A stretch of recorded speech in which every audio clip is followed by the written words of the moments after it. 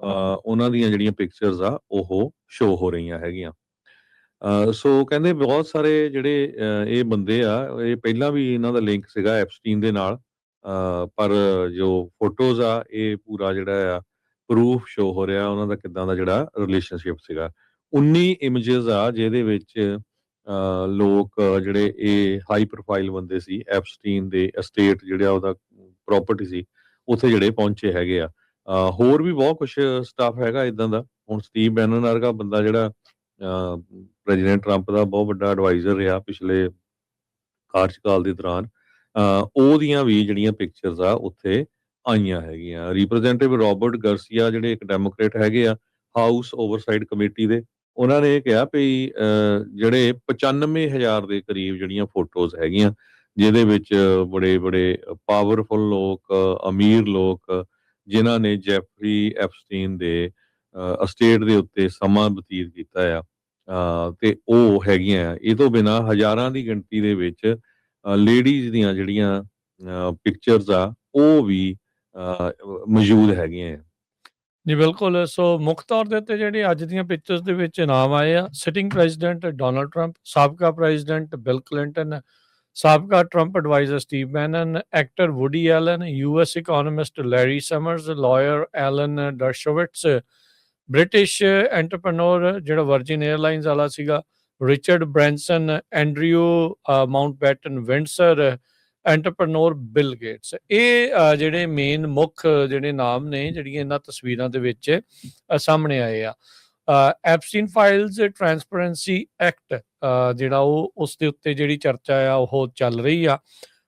ਇਹਨਾਂ ਸਾਰੀਆਂ ਇਨਫੋਰਮੇਸ਼ਨ ਨੂੰ ਜਨਤਕ ਕਰਨ ਦੇ ਲਈ ਡਿਪਾਰਟਮੈਂਟ ਆਫ ਜਸਟਿਸ ਨੂੰ ਬਿੱਲ ਜਿਹੜਾ ਉਹ ਪਾਸ ਕਰਕੇ ਟਰੰਪ ਹੁਣਾਂ ਨੇ ਸਾਈਨ ਕਰ ਦਿੱਤਾ ਆ। ਤੇ ਇਹ ਹੁਣ ਦੇਖਦੇ ਆ ਵੀ ਇਹ ਡਾਕੂਮੈਂਟਸ ਕਦੋਂ ਹੋਰ ਰਿਲੀਜ਼ ਕੀਤੇ ਜਾ ਸਕਦੇ ਹੈਗੇ ਆ।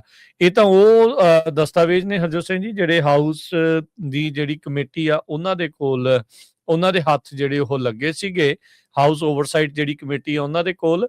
ਤੇ ਇਸ ਤੋਂ ਇਲਾਵਾ ਜਿਹੜੀ ਸਟੇਟ ਤੋਂ ਡਾਕੂਮੈਂਟ ਇਕੱਠੇ ਹੋਏ ਆ ਜਿਹੜੇ FBI ਨੇ, DOJ ਦੇ ਕੋਲ ਨੇ, ਉਹਨਾਂ ਬਾਰੇ ਅਜੇ ਕੁਝ ਵੀ ਪਤਾ ਨਹੀਂ ਆ ਵੀ ਉਹਨਾਂ ਦੇ ਵਿੱਚ ਹੋਰ ਕੀ ਕੁਛ ਹੋ ਸਕਦਾ ਹੈਗਾ ਆ।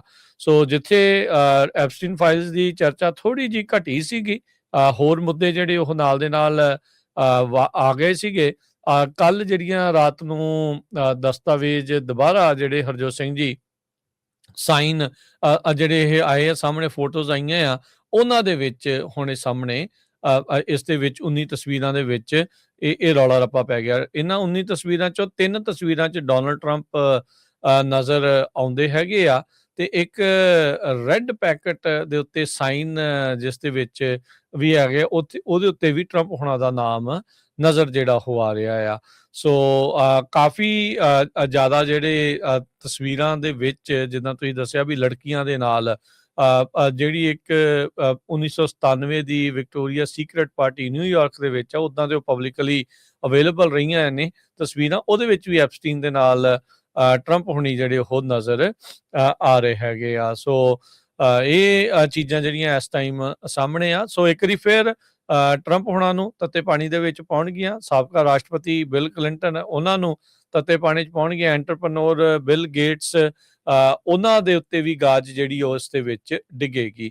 ਸੋ ਟਰੰਪ ਹੁਣੀ ਤਾਂ ਹੀ ਕਹਿ ਰਹੇ ਆ ਵੀ ਕਈਆਂ ਦਾ ਜਿਹੜੀ ਜ਼ਿੰਦਗੀ ਆ ਉਹ ਬਰਬਾਦ ਹੋ ਸਕਦੀ ਆ, ਪਰ ਇਹ ਆ ਵੀ ਜੋ ਇਹ ਕਰਤੂਤਾਂ ਦਾ ਮਾਲਕ ਰਿਹਾ ਆ ਐਪਸਟੀਨ, ਉਹਦੇ ਨਾਲ ਮਿਲ ਕੇ ਕਿਹੜੀਆਂ ਯਾਰੀਆਂ ਪਕਾਉਂਦੇ ਰਹੇ ਆ ਤੇ ਕਿਹੜੀਆਂ ਇਹ ਪਾਰਟੀਆਂ ਦੇ ਉੱਤੇ ਜਾਂਦੇ ਰਹੇ, ਕਿਹੜੇ ਉਹ ਆਈਲੈਂਡ ਦੀਆਂ ਚੀਜ਼ਾਂ ਦੇ ਵਿੱਚ ਉੱਥੇ ਕੀ ਹੁੰਦਾ ਰਿਹਾ ਆ।